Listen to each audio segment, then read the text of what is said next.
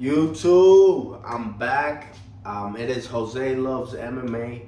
I'm coming back again, and I'm going to be talking about the short notice fight happening in the UFC this weekend, Saturday, with Nurullo Aliev against Joe Solecki.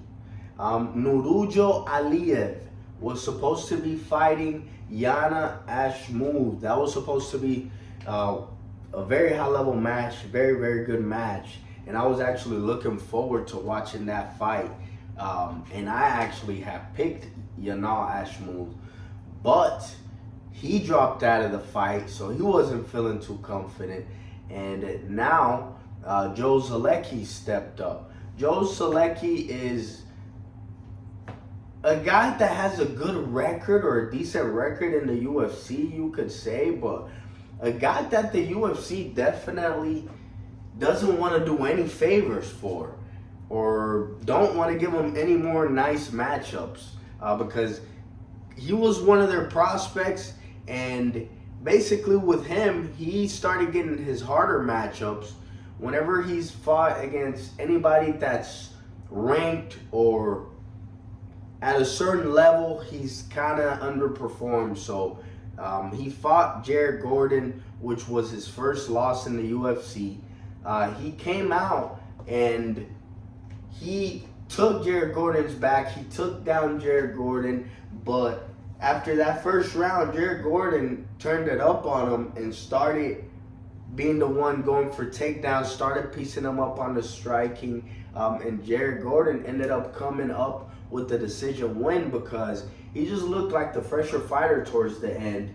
He was stuffing Joe Solecki's wrestling and jiu-jitsu, and then he went ahead and just laid on his guard and did ground and pound, hang on to him, clinch him up. He had some success against Joe Solecki in the clinch and that was the first real moment where we saw Joe Solecki path to defeat.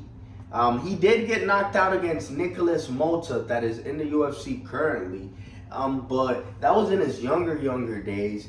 I wasn't able to see that fight. I searched all through the internet for that fight. That fight is outside of the UFC, so I was not able to find it. But it said he got knocked out in the third round. He lost also to the car close. That loss hurt me because I actually did place a bet on Joe Solecki, and Joe Solecki got slammed on his head and was laying on unconscious. First round finish. Solecki was grappling him, went for the back take. And Solecki has good control, good takedowns, very solid back takes, very solid jiu-jitsu, very solid jiu-jitsu. But he went for the back take against the car close, and the car basically reversed him, got on top of him after being on the bottom and getting taken down by Joe Solecki. But he got on top of him. Joe Solecki was trying to throw up triangles, was trying to throw up arm bars because he is very dangerous. His jiu-jitsu skills are definitely nothing to play with. And I will be talking about that a little bit later on in this video, so hang on tight. He got slammed on his head unconscious. You could see in that fight that he went and already was looking to slam him. He did slam him, but didn't knock him out with that first one. Joe Solecki switched to the arm bar. When he switched to the arm bars and he didn't have the best grip just yet, was when the car was able then to pick him up, slam him on his head, and that was all she wrote. That hurt me. That really did hurt me. At the time, Joe Solecki had like a 5-1 record in the UFC, or a 6-1 record in the UFC. So I was thinking he was good, but that did not go as planned. He fought against Grant Dawson. Grant Dawson came out hot, came out with a knee, boom, flying knee attempt. But all Grant Dawson wanted to do was just impose himself in that fight. And Grant Dawson was basically pressuring him. He also tried going for the back take against Grant Dawson. He got that stuffed. Solecki is very dangerous, though. He at least tries stuff off his back. I got to give it to him.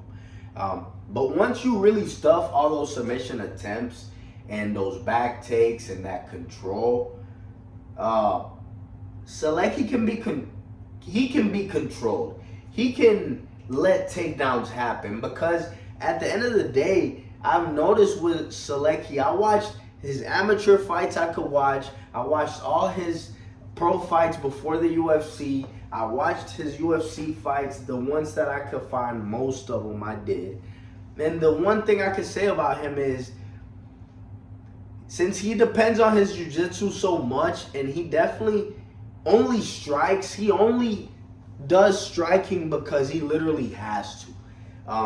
So that's why I think he needs to just, if he loses this fight or gets finished, I think he should just stick to submission grappling if he wants to continue martial arts career. Submission grappling will be great for him, because that dude, when he's in there, he does not want to strike whatsoever.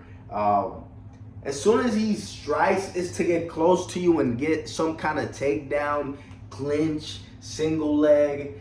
And once he can get the takedown, his control and his keeping of position is really solid. But the thing is, if he can't get that takedown, he has nothing on the feet. From what I've seen in his career, even if he can't get the fight to the ground himself, Joe Solecki, by shooting a takedown and being on top, I'll try and show you guys. I don't know if I'll be able to right away, but I'll show you guys in this video. My editing skills just aren't all the way there yet, but I'll show you guys that the guy, even if it's off his back, he would rather be on the ground than on the feet. He will give up a takedown. He's going to go for this guillotines. He's going to pull guard. This guy does not want to be standing up at all.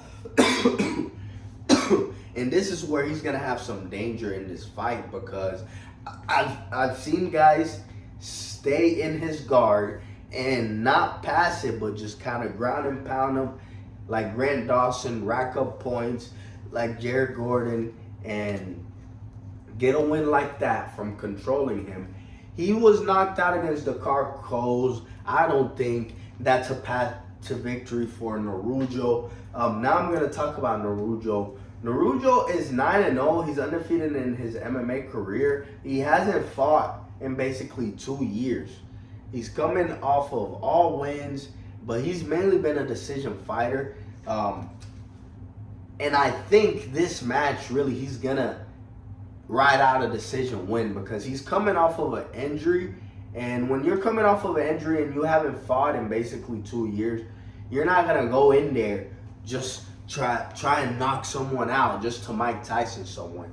You're not going to go in there. No one's going to go in there like that. So I think he's going to get another decision and point win.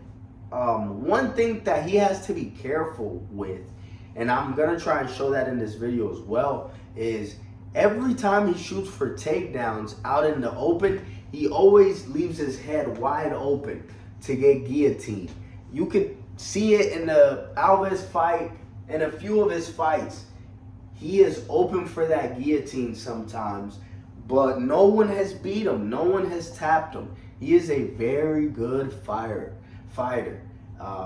He has a lot of fans. This guy has an incredible fan base. I love that country of Tajikistan, and their fans and their people, they really support their athletes, so I'm happy for them. God bless you guys for having a UFC fighter out there that can represent you guys.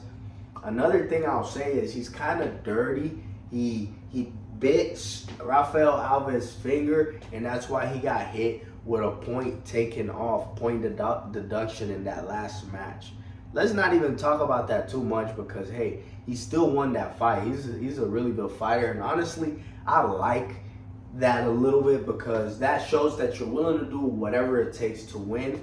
And in a fight, it's important to do whatever it takes to win. In a fight outside of the cage, biting, all that stuff is legal. There's no rules, so we do need to keep that in mind. That guy's mindset. He has so many people behind him, so many people following him.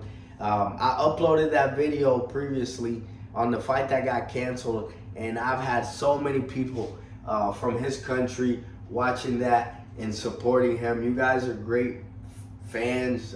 You guys are a family over there. I saw you guys literally fill up a stadium at 2, 3 a.m. just to watch that guy fight.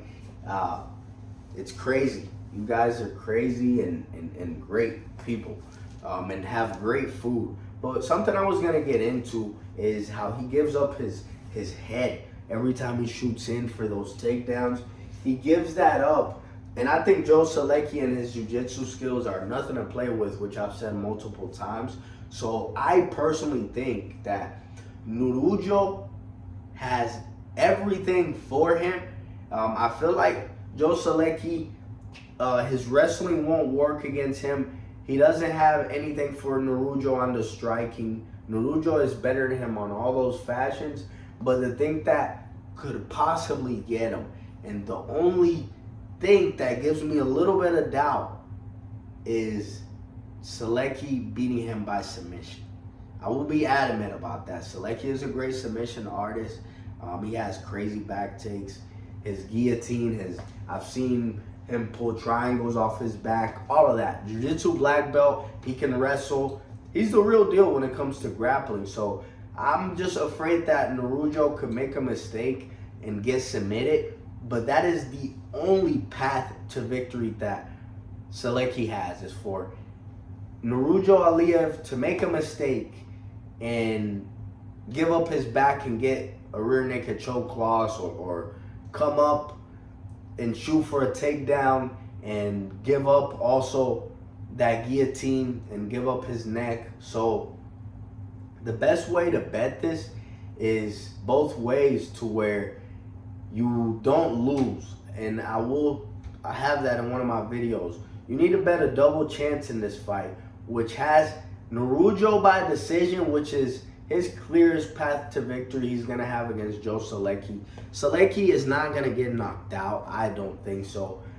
He's not going to get submitted. If anything, he loses a decision for being on his back and not being able to submit him in those 15 minutes.